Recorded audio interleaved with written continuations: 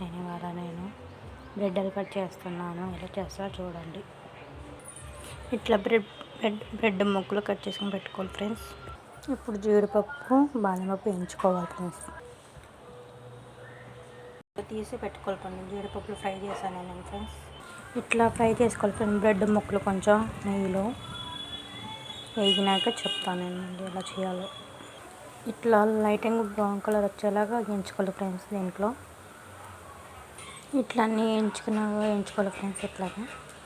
ఇట్లా బ్రౌన్ వచ్చేలాగా ఇట్లా పందరు పోసుకొని పాకం బట్టి ఎలకలు అయిపోయాలి ఫ్రెండ్స్. దీంట్లో ఇది మరిగిన దీంట్లో బ్రెడ్ ముక్కలు వేసేయాలి. ఇట్లా మరగాలి ఫ్రెండ్స్.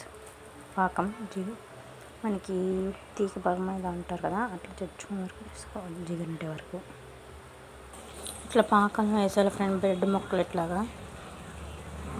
తర్వాత కొంచెం కాసి చల్లారిన పాలు పెట్టి దీంట్లో పోయాలి. తర్వాత జీడిపప్పులన్నీ వేసేయాలి ఫ్రెండ్స్. దీంట్లో కాసిన పాలు చల్లారిపోయి పాలు పోసుకొని ఇంట్లో ఉడికించుకోవాలి ఫ్రెండ్స్. అంతే అయిపోయినట్టు. ఇంకా లాస్ట్కి బాదం పప్పులు వేసుకోవాలి, జీడిపప్పులు వేసుకోవాలి. అయిపోయింది బ్రెడ్ హల్వా. బాదం జీడిపప్పు వేసేసుకున్నాం. ఫినిష్ అయిపోయింది.